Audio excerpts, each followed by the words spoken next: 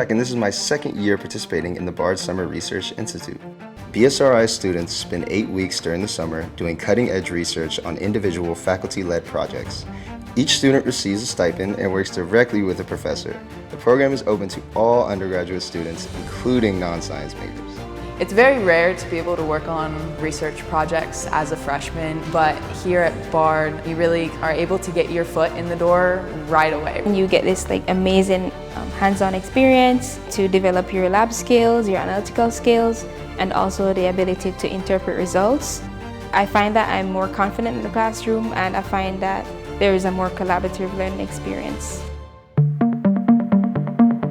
We also create more of a connection with our professors and advisors. Right now, I'm working with my professor, Swapan Jain, on his project where I'm studying DNA-RNA hybrids and chemotherapy drugs. And our project is currently in the process of being published. Before I got into the chemistry department, there was no thought in my mind that I would ever be on a published scientific research paper. So I think that's something really cool that comes out of BSRI. Last year, I had the opportunity to go to the National American Chemistry Association conference in Chicago.